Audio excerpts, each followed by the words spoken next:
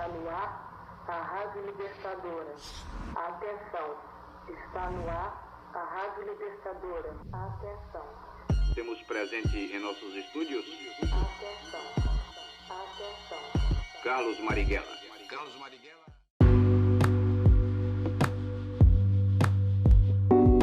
Olá, eu sou o Léo Pulha e esse é o primeiro podcast do Cineclube Marighella de 2021.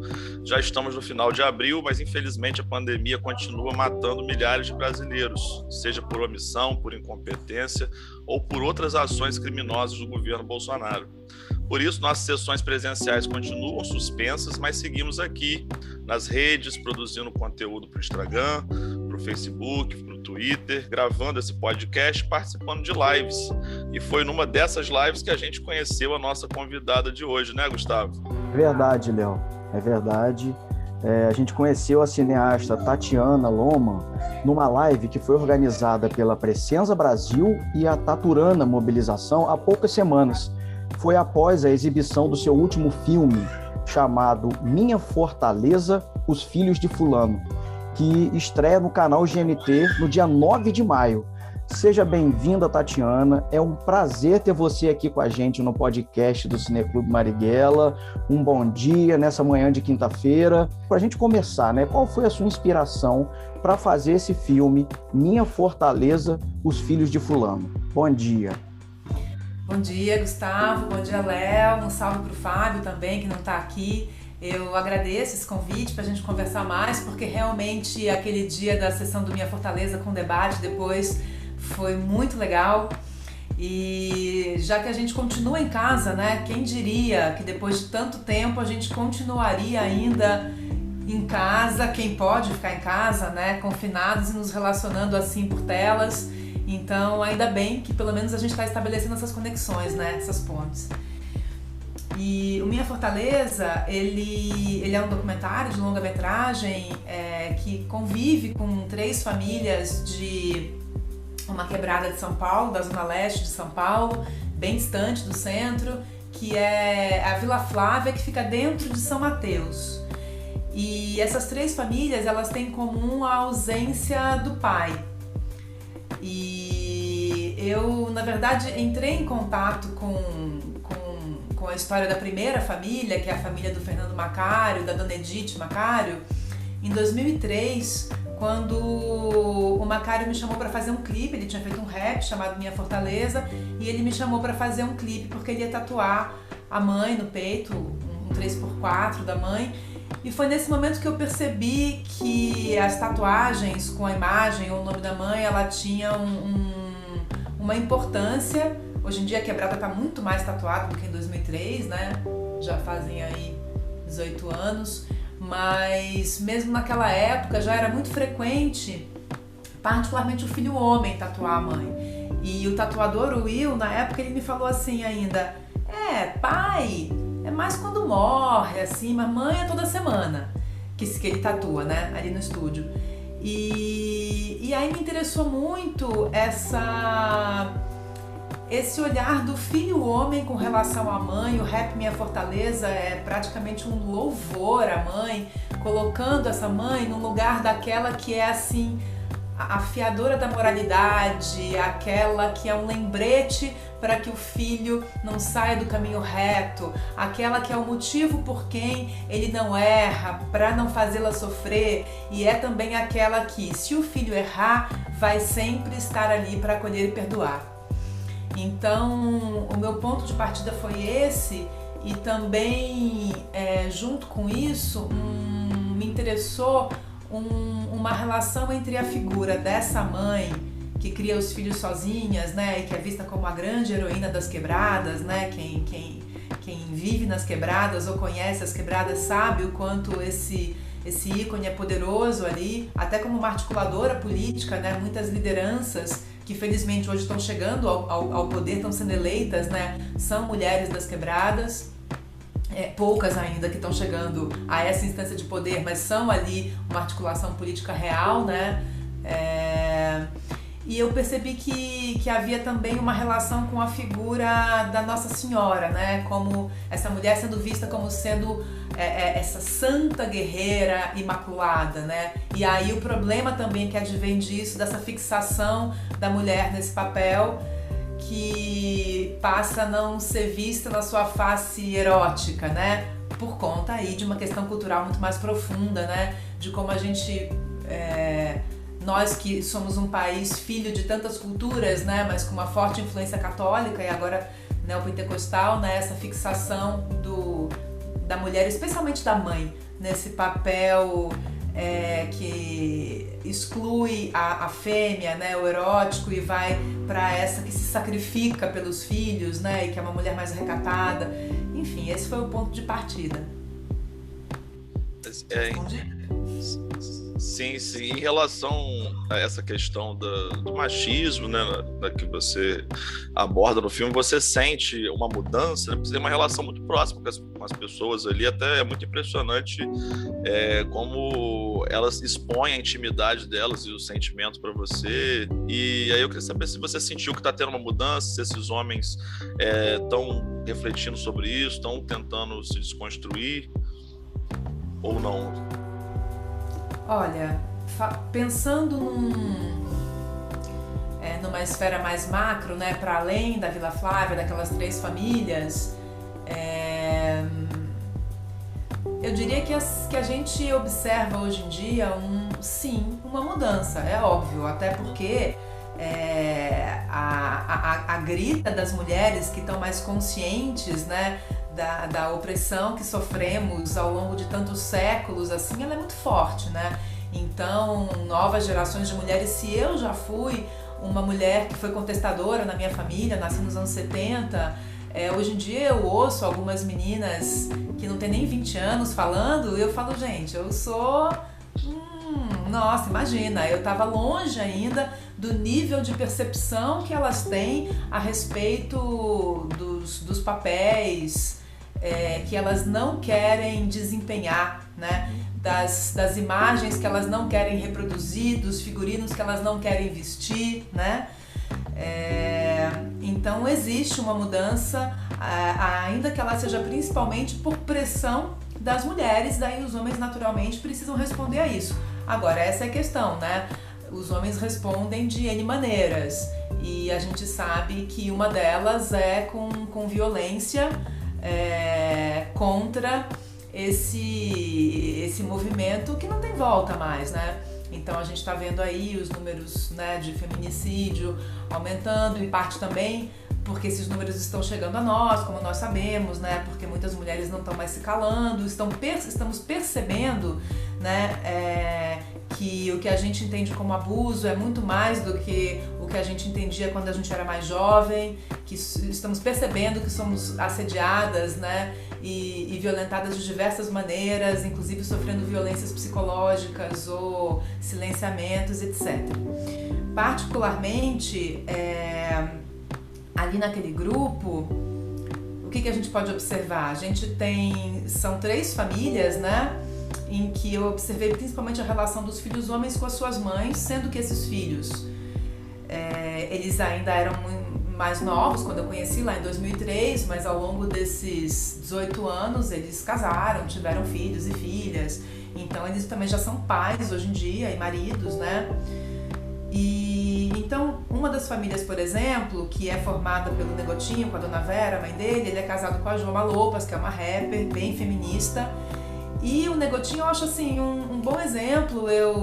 Eu sei que ele me dá licença para falar, porque, enfim, a história dele tá lá no filme, a gente tem uma troca de grande respeito, mencionando isso que você falou de que é impressionante, né, a relação ali de intimidade. É uma intimidade construída vivencialmente ao longo desses muitos anos, né, que eu frequento a Vila Flávia, e a gente tem realmente uma relação de amor e de intimidade.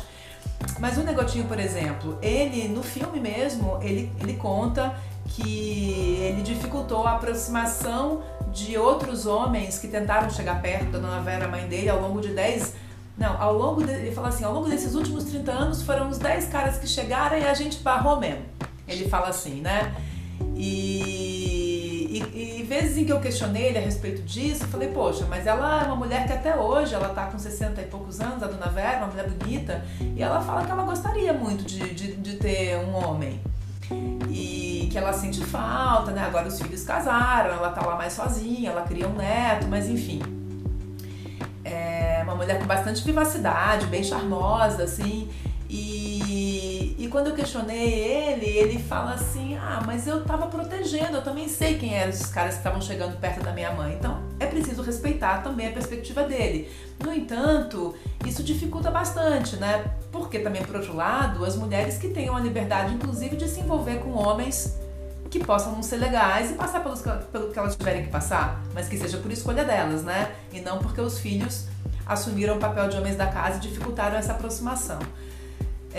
Por outro lado, o Negotinho, ele é uma grande liderança ali, ele inclusive foi candidato a vereador, ele fundou o São Mateus em Movimento, que hoje em dia é um ponto de cultura bem importante ali na Vila Flávia, com o qual a maioria das pessoas que estão no filme se relacionam e são colaboradores.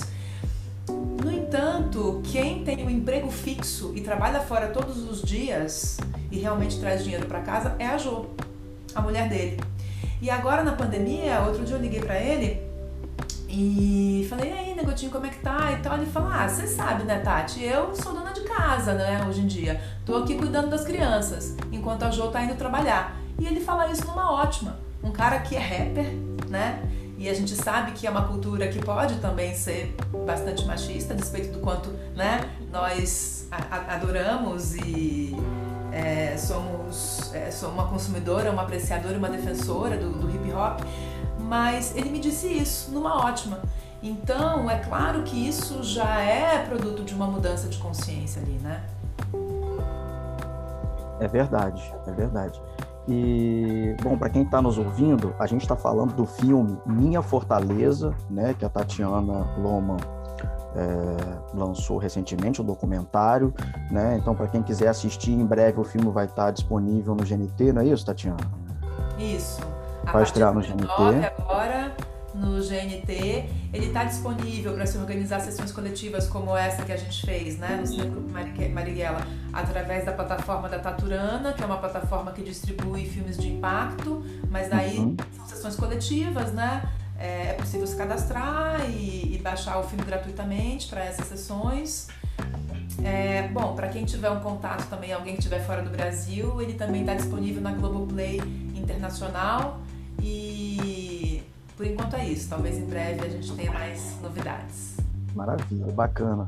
Para quem não conhece a Tatiana é brasileira, é diretora, montadora e fotógrafa, né? Realizou curtas, longas, videoclipes e séries de TV, né? Trabalhou com a MTV, com a TV Cultura, Nat Dio, TV Brasil, enfim, a Tatiana tem um currículo muito profundo, muito bem desenvolvido nesse segmento do audiovisual, né, que é um segmento interessante e muito bacana ter a Tatiana aqui, porque a gente tem a oportunidade de falar sobre videoclipe, né, que é a primeira vez que a gente tem a oportunidade de conversar com alguém que trabalhou com videoclipe, que é um segmento do audiovisual que, enfim, eu e o Léo, com certeza, particularmente, tivemos uma relação muito forte com a MTV, fez parte da nossa infância.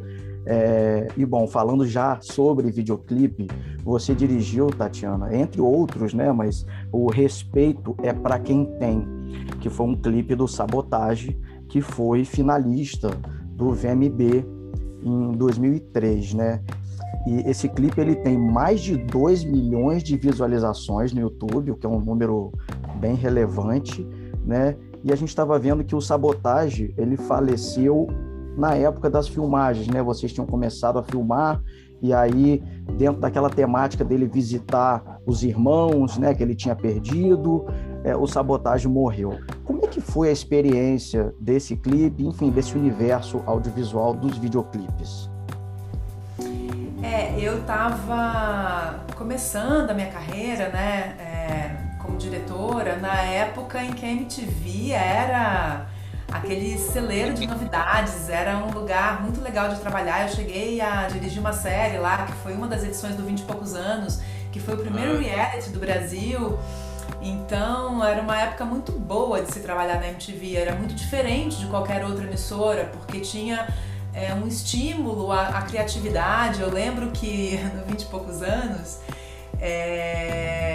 uma das pessoas que era cinegrafista era uma pessoa super pouco experiente, e ela me trouxe um material uma vez totalmente fora de foco, mas totalmente, uma coisa assim, absurda.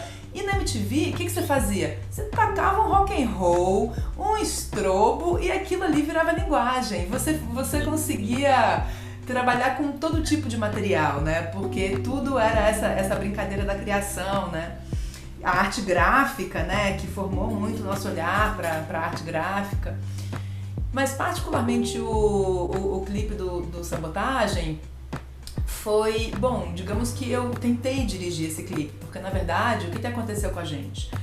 Ele me chamou, eu conheci o Sabotagem, como o Fernando Macário também, que originou a Minha Fortaleza. Ambos eu conheci no set do Carandiru, o filme do Babenco, porque eu estava trabalhando num documentário sobre o fim do presídio e as filmagens. Acabou virando um pouco um making off do filme, eu era só diretora de fotografia nesse projeto.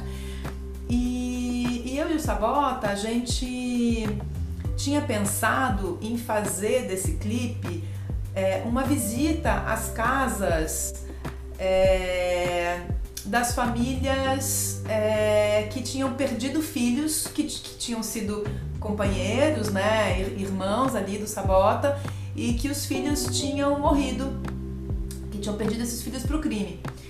E a gente iria inclusive nos cemitérios também visitar os túmulos, então a gente só tinha feito umas 2 visitas, a quebrada onde ele nasceu e a quebrada onde ele morava, sem câmera, para eu conhecer. E depois a gente tinha feito uma única diária, que era só uma primeira aproximação. A gente não teve oportunidade de fazer essas visitas, né, aos túmulos e às famílias, porque ele Então, a força que esse clipe tem, ela é a força desse acontecimento trágico. Num dado momento eu coloco lá uma cartela e conto que ele morreu. E o curioso foi que assim, a primeira coisa que a gente gravou, no primeiro dia, a primeira coisa que ele falou foi: vamos ali, eu quero receber uma bênção e eu quero que a gente comece o clipe com isso. E quando a gente saiu de lá, eu não estava mais gravando, que na verdade eu não sou a fotógrafa nesse clipe, é o Rinaldo Martinucci, eu acho uma fotografia muito feliz, assim, embora tenha sido, né, só um começo. A gente saiu de dentro e ele virou pra mim e falou assim: tá vendo? Tem o corpo fechado, nada me pega. E foi o quê? Um mês depois, 3 semanas depois, ele foi morto. Então eu terminei o clipe com esse pouco material, é uma música longa, que precisaria de muito mais material, eu acho que tem 7 minutos e pouco, e eu usei tudo que eu gravei, porque eu sabia que aquilo tinha se tornado um documento também, né? Foi um dos últimos materiais, né, gravados com o Sabotagem. Mas ele é um produto incompleto, e a força dele é essa, é a força da história real, trágica, permeando. Esse registro dos últimos momentos dele é muito forte, realmente. O clipe começa antes da música mesmo com ele, né? Uma tomada longa dele tomando a bênção, né? Realmente é muito impressionante mesmo. E o Sabotagem, ele é uma figura muito importante no rap nacional. Eu, particularmente, ele é o meu rapper favorito, assim, de longe. E ele é um cara que tem um relacionamento com o cinema, né? Ele participou do Invasor, né, um filme nacional excelente, estrelado pelo Paulo Miklos. Enfim, é realmente muito impressionante. Então, se você que está ouvindo a gente aí, conheça, procure a obra do Sabotagem, um cara extraordinário. Assista esse clipe, tá, no YouTube. Seja mais um entre os 2 milhões de pessoas que já visualizaram o clipe no YouTube. E aproveitando, Tatiana, que você, enfim, tem esse envolvimento forte, né, com o movimento hip hop, com rap. Isso tá ali, é a origem do documentário da Minha Fortaleza. Você tem esse clipe do Sabotagem. Você também produziu um outro filme, né, que também é um longa documentário, não é isso? O Islã, A Voz do Levante, um filme de 2017, que você... como é que é? Fala um pouquinho. Você mostra tem uma competição de Islã. O que é o Islã, para quem está ouvindo a gente? O Islã Voz do Levante é um projeto que eu fiz, dirigi, roteirizei junto com a Roberta Estrela da Alva, que é minha grande irmã. E a Roberta, ela foi e a pessoa que trouxe para o Brasil essa cultura do Poetry Slam, que são essas batalhas de poesia, né? Nascidas lá nos anos 80 em Chicago, como um recurso lúdico para colocar a poesia num ambiente, repopularizar a poesia. Naquela época, bom, pensa, vocês são bem mais novos que eu, mas eu quando era criança, eu jovem, eu gostava de poesia porque eu amo ler, eu sempre fui uma menina que leu muito, eu fui criada em sítio, sem luz, então não tinha televisão, eu tenho uma outra formação, mas quem que na minha adolescência, na minha juventude,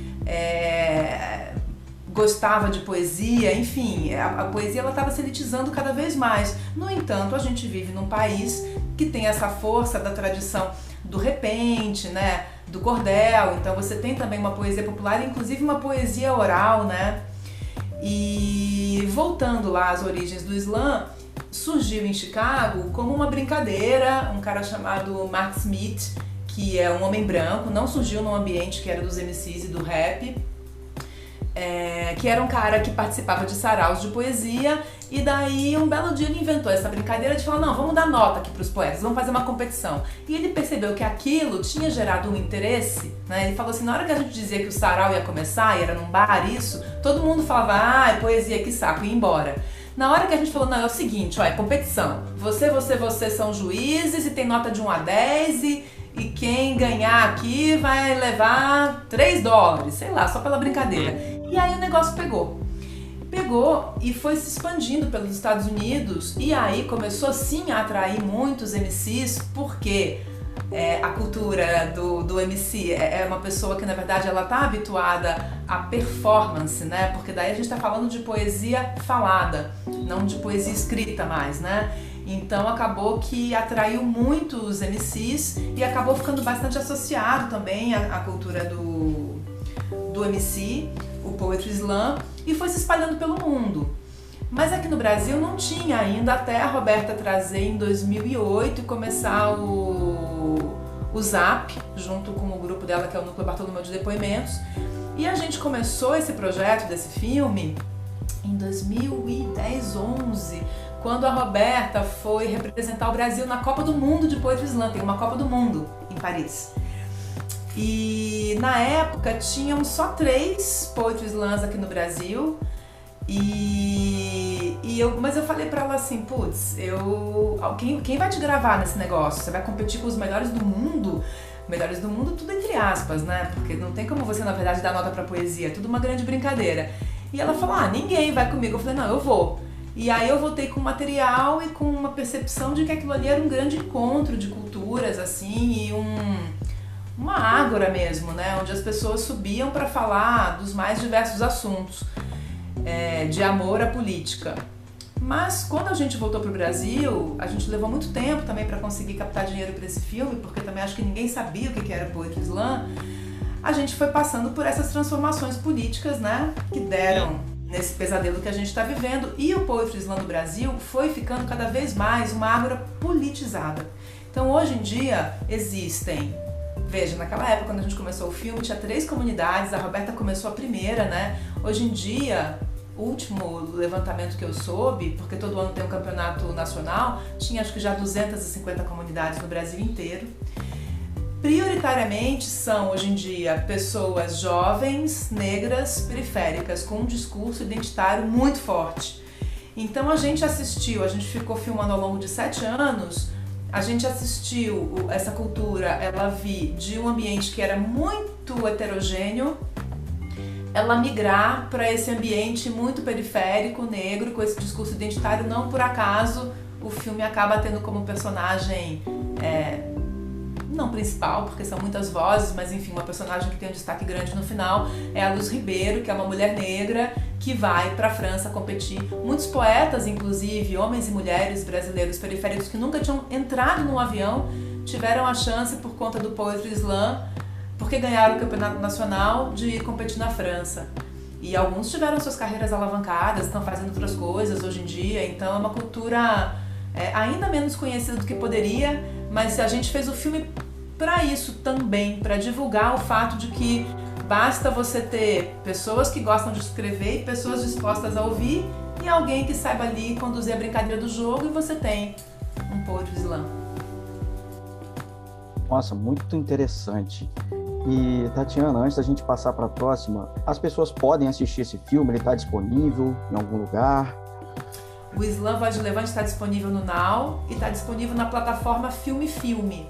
Essa é uma plataforma bem legal, brasileira, que tem um perfil de curadoria, então não tem milhões de filmes e você fica se perdendo, desiste de assistir alguma coisa no final do processo de ficar cavando alguma coisa boa para ver. Praticamente tudo que tem lá é legal e tem filmes estrangeiros, mas tem muitos filmes nacionais também. Vale a pena conhecer, Filme Filme é barato.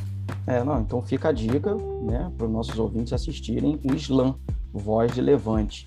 E muito legal, assim, destacar o que você falou, que a gente filmou durante 7 anos. O processo, né, de produção de um filme, as pessoas, às vezes, que não estão envolvidas nesse mundo audiovisual não têm noção de quanto tempo demora, de como é trabalhoso, de quanta gente que envolve, né? A gente já tratou aqui sobre essa questão do trabalho audiovisual, como que é interessante falar disso e importante falar, né, desse processo que é longo, envolve bastante gente, então se não é do dia para a noite, não é tão simples, né? É muito legal destacar isso. E um outro destaque aqui da sua fala, você falou no nome de uma pessoa chamada Luz Ribeiro, foi isso? Isso. É curioso que aqui em Campos a gente teve um artista chamado Luiz Ribeiro, que foi um cara excepcional da música, do blues da nossa região. Eu me lembrei disso agora, você falando do nome, eu lembrei dessa referência do Luiz, que foi um cara, assim, uma super referência, um super músico, que teve uma banda chamada Aviadores do Brasil, e é um cara, assim, muito reconhecido por isso, um nome semelhante, eu lembrei. Mas o Gustavo é músico também, tá, Tatiana? Ele é um excelente tecladista, por isso que ele... eu tô nesse mundo musical, e aí se você falou do nome, eu lembrei do Luiz, que é um cara que a gente tem que sempre relembrar, que foi um cara fantástico, infelizmente também morreu cedo, enfim, se ele tivesse vivo, com certeza ele estaria fazendo muita música boa pra gente também. Foi um cara, enfim, de grande expressão, assim, né, durante uma época aqui em Campos. Eu sou mais jovem, eu não peguei a produção dele em atividade, né? Eu era muito novo na época, mas as referências ficam. Deixa eu te perguntar uma outra coisa. A gente falou aqui do filme, a gente falou do Minha Fortaleza, falamos do Slam. A gente leu sobre um projeto chamado Falares.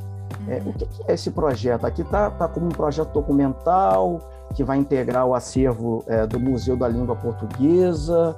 O que é o Falares? A gente ficou curioso.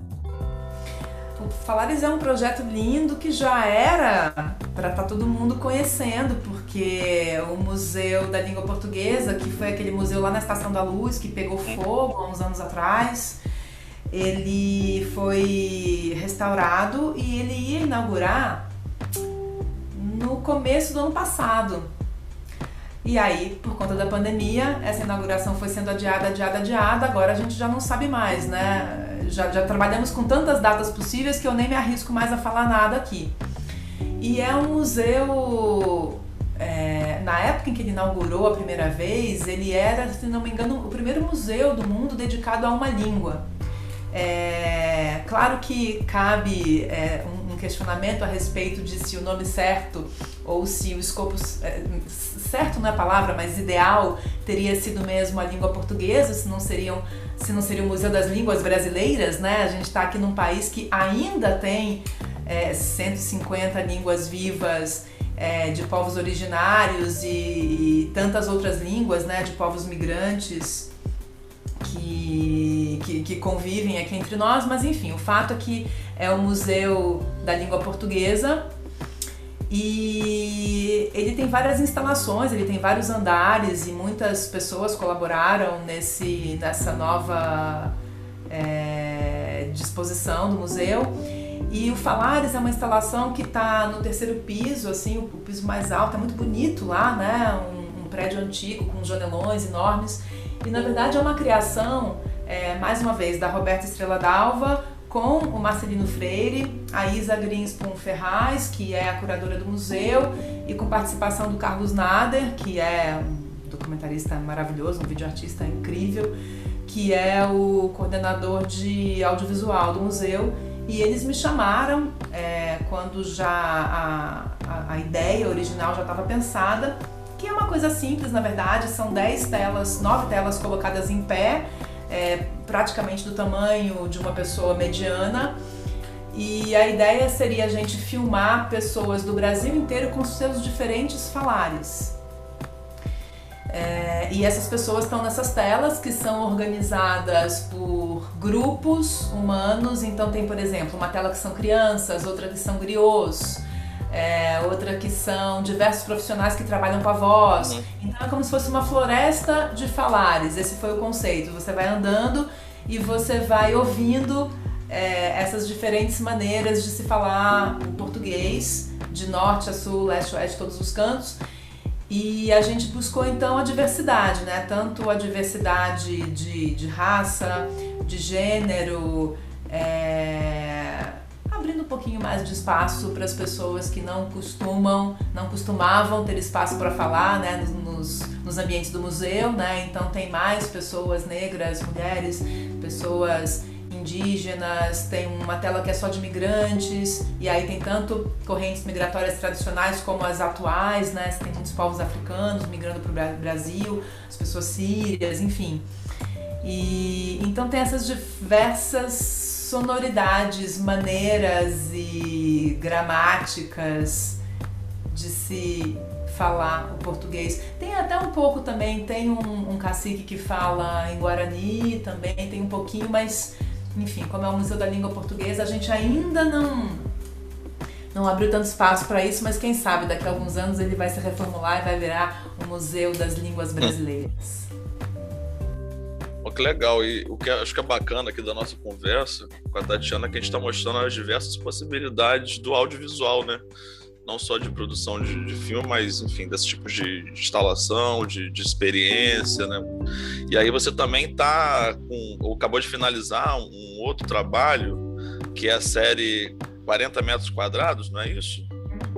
Né? Que foi construída com 200 curtas-metragens de jovens realizadores periféricos de São Paulo, né? E foi produzido junto com o Instituto Criar, Projeto Paradiso, SPCine, Globoplay, é isso? Conta um pouquinho pra gente desse trabalho. Esse é um projeto que eu tenho bastante orgulho, porque é um projeto original do Instituto Criar. Eles criaram um projeto chamado Curta em Casa nos primeiros meses da pandemia para monetizar jovens que estavam em casa, jovens periféricos das periferias de São Paulo, né? Porque o Instituto Criar, para quem não conhece, ele dá formação para jovens das periferias de São Paulo na área do audiovisual. E já tem acho que 18 anos, já formou muitas turmas, é um projeto muito legal. Eu sou uma das pessoas que dá aula em algumas oficinas do Criar.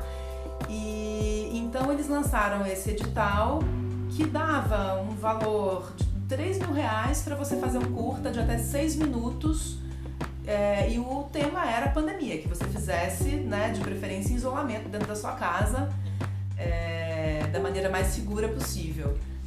E aí parece que em poucos dias assim teve, sei lá, 980 inscrições, 200 projetos selecionados, né? Então foram realizados 200 curtas. E aí a Luciana Bobadilha, que é a produtora do Criar, que foi quem teve a ideia do Curta em Casa, ela me ligou e ela falou assim: Tati, eu acho muito pouco que esses curtas sejam vistos apenas no YouTube. Teve uma votação popular, os curtas mais votados, os diretores e diretoras receberiam uma formação também ali junto com o Projeto Paradiso. Mas ela falou: eu acho pouco que tenha só essa janela de visibilidade, vamos fazer um longa disso aí. E aí acabou virando esse projeto de série. Então, o meu trabalho, junto com a Jéssica Queiroz, que assinou a curadoria e o roteiro, e com a Sânia Carvalho, que assinou a montagem, que são duas diretoras, uma diretora e uma montadora jovens, negras, maravilhosas, e com o apoio do Vitor Abud, também que foi produtor executivo junto com a Lu. Eu faço questão de falar os nomes porque foi uma equipe de muita sinergia, assim, foi incrível.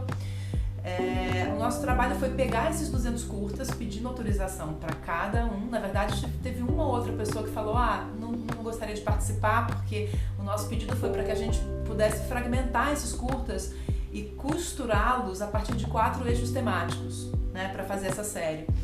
E então algumas pessoas disseram, eu prefiro que não mexa na minha obra, mas foram muito poucas, assim, sei lá, 3.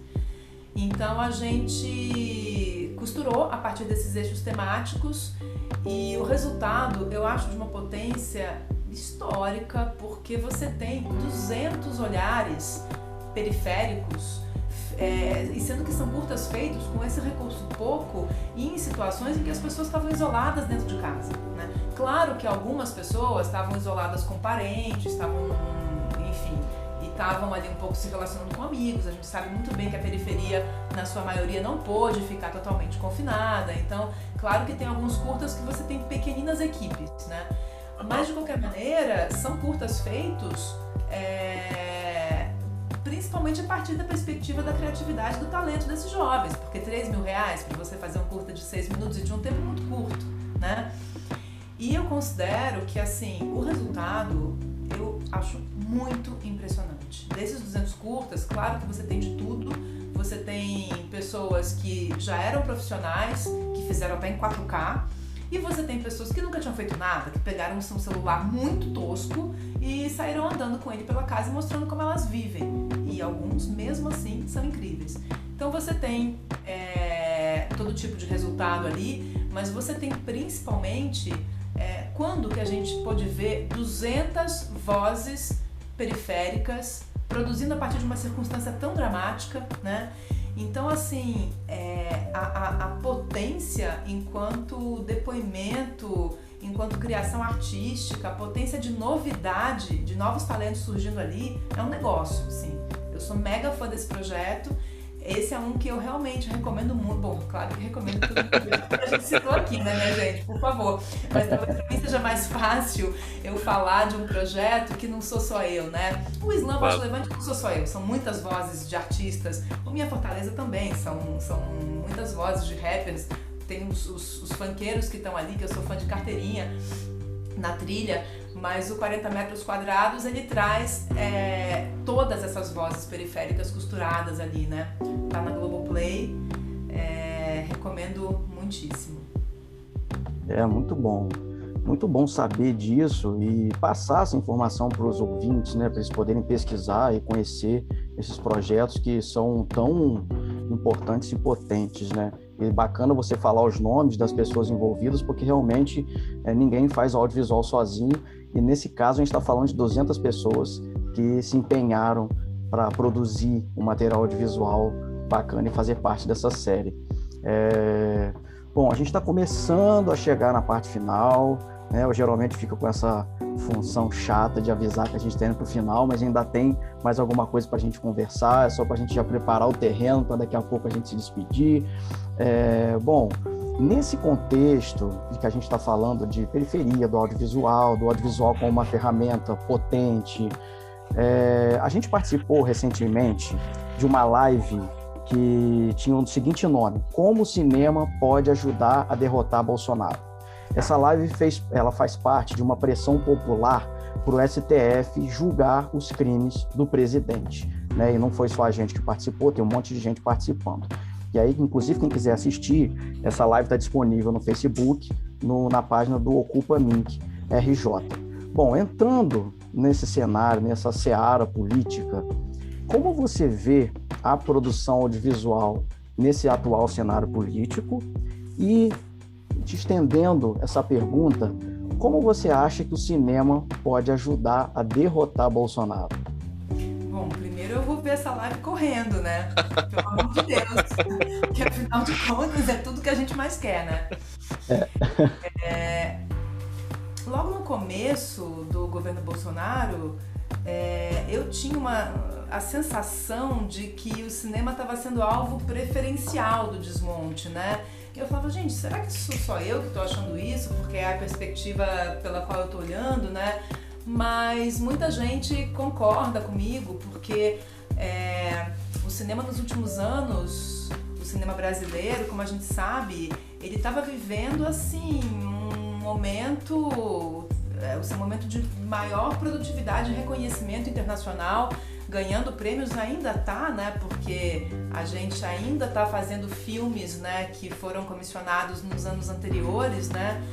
Então, ganhando prêmios em alguns dos festivais mais importantes do mundo, de ficção, de documentário. E talvez pelo fato de que um filme é alguma coisa, o produto final hoje em dia dele é muito imaterial, é alguma coisa que você sobe no Vimeo e do outro lado do mundo a pessoa vê, né? Diferente de uma peça, diferente de um espetáculo de dança, né? Que precisa das pessoas de corpo presente, enfim, hoje em dia isso está sendo feito também por telas, mas está sendo refeito, é verdade, né? Dessas artes. Então, o cinema é muito perigoso, né? Nesse sentido, considerando-se que muito perigoso para esse pensamento retrógrado, né, que se instalou aí de novo no poder. E eu acho que a gente pode dizer que a gigantesca maioria da produção reconhecida internacionalmente, ela é uma produção que, nas várias nuances, e aqui talvez simplificando muito, a gente poderia dizer que é uma produção de esquerda, né? Ou podemos usar outra palavra, uma produção que olha para o mundo por um viés libertário, né? Uma produção política, acima de tudo. Política, muitas vezes, né? Então, realmente, o cinema é perigoso mesmo, né? Não por acaso a gente está sendo destroçado.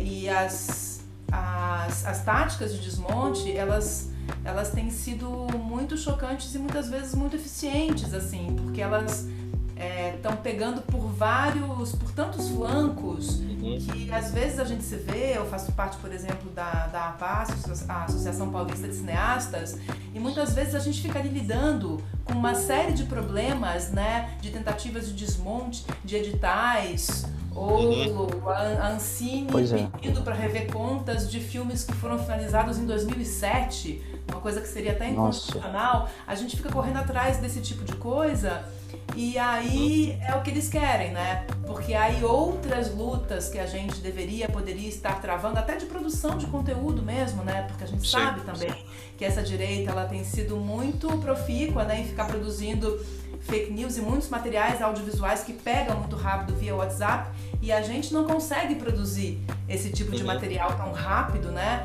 Até porque a gente não é tão tosco, né? E a gente não teria coragem de produzir coisa tão ruim, mas que infelizmente funciona. Então, o que a gente está vendo é muito triste. Eu acho que a maioria das pessoas que eu conheço, que estão há muito tempo aí trabalhando com políticas públicas para o audiovisual, vislumbram que o ano que vem seja tétrico para nós. A gente acabou ficando muito nas mãos do streaming, né?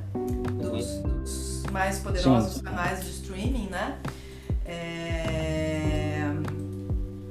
E uma coisa que vinha acontecendo, que era, eu espero que ainda venha a ser, né? Mas que era o lugar onde estava acontecendo a grande renovação, eu acredito, essa bem é a minha opinião, no audiovisual, que era o fato da produção estar se descentralizando nos últimos anos, né?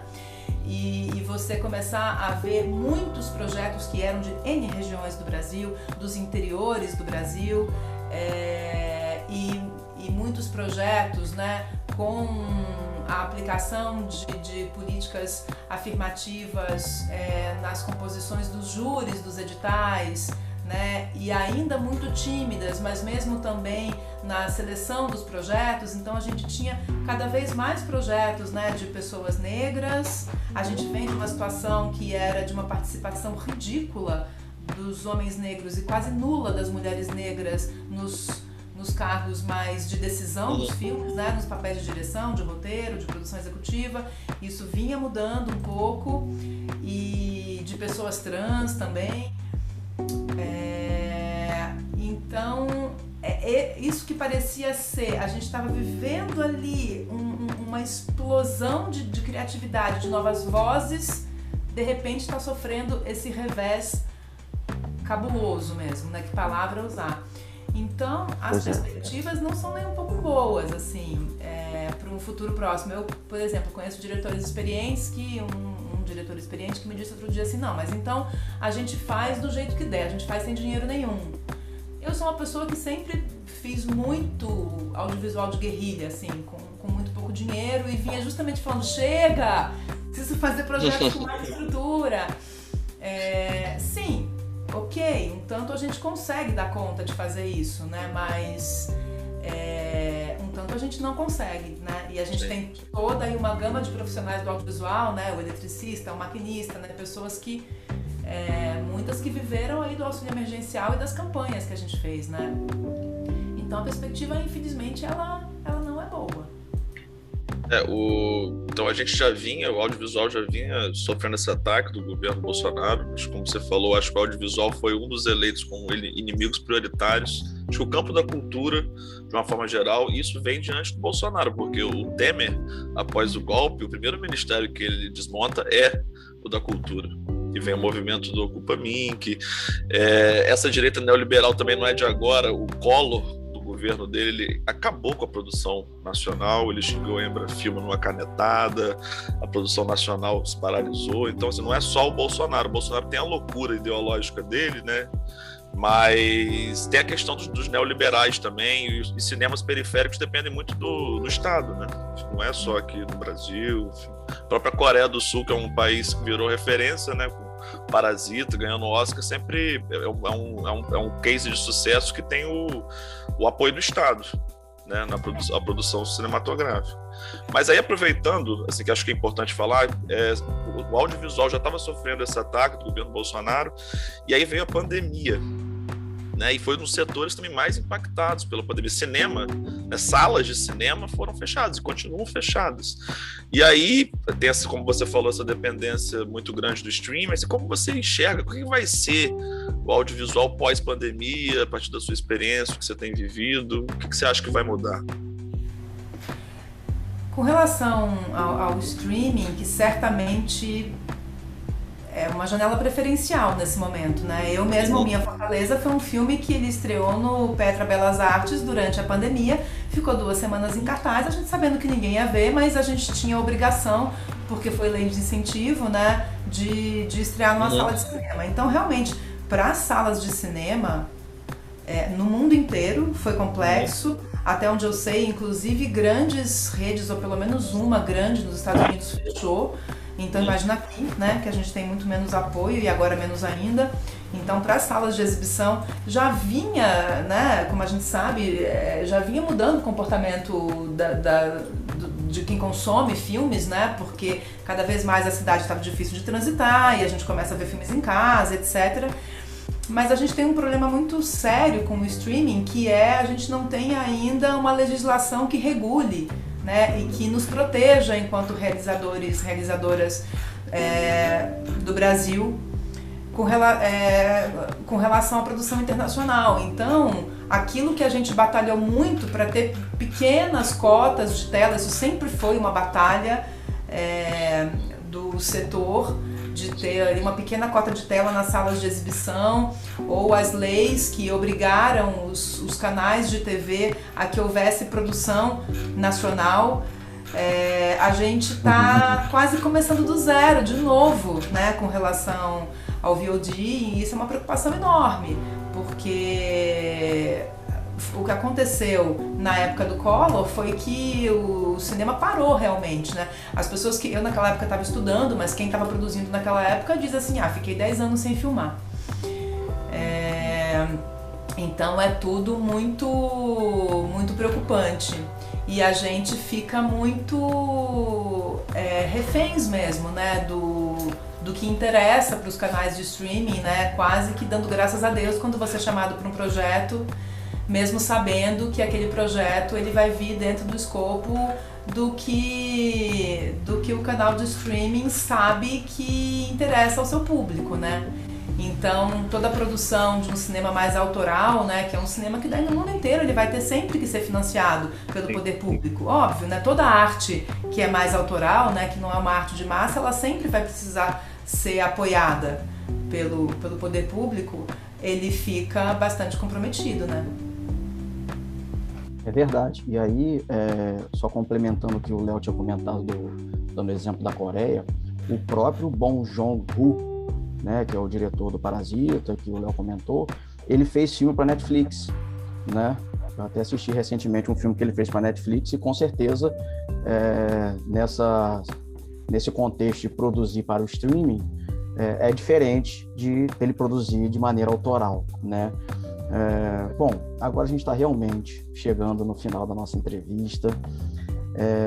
Quero agradecer imensamente a oportunidade de estar aqui com a Tatiana, um momento de aprendizado, um momento também de divulgar o audiovisual brasileiro que a Tatiana faz, com todas as pessoas que estão envolvidas nos trabalhos junto com ela.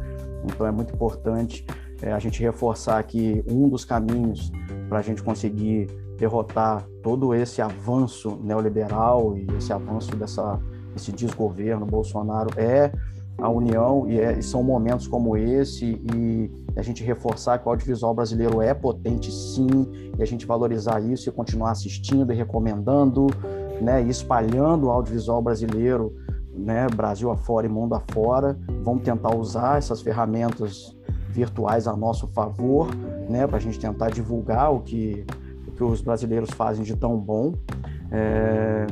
E aí, Tatiana, para a gente encerrar, a gente queria pedir para você dar para os nossos ouvintes uma dica de cinema que você quiser, que vier na cabeça, enfim, uma recomendação, o que a gente pode deixar qualquer filme, curta, longo, documentário, o que você quiser de dica para os nossos ouvintes aproveitar essa quarentena, já que tá todo mundo, quem puder, tá ficando em casa, né? O que a galera pode assistir nessa quarentena?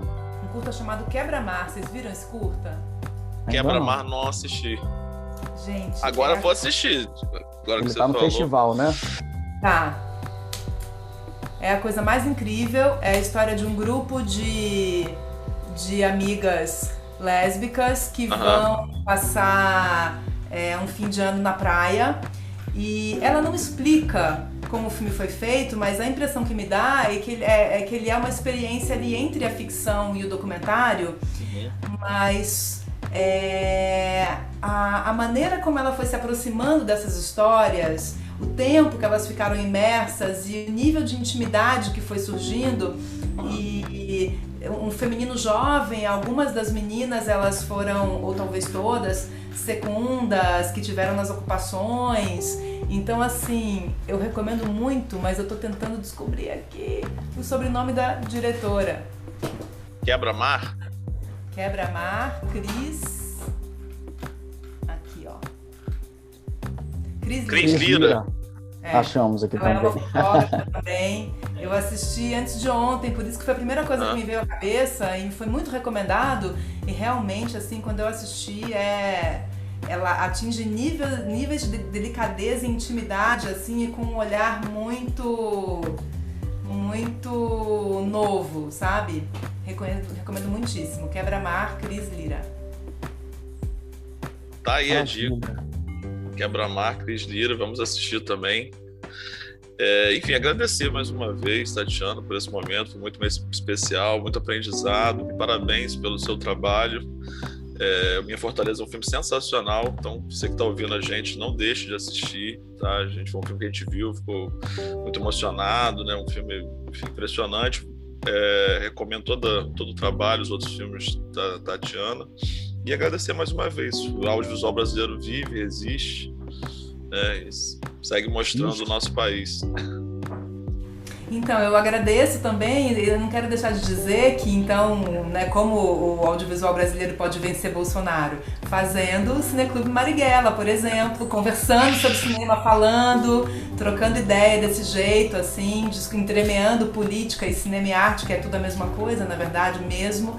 Então, muitos parabéns para vocês por essa iniciativa, muito legal mesmo, e estamos aí. Vamos aí. Em breve, quando a gente tiver sessão presencial de novo, vamos exibir filmes da Tatiana para o nosso público campista. Eba! E obrigada para todo mundo que está ouvindo a gente também. Bola para frente. Valeu, galera. Marighella vive. Marighella vive.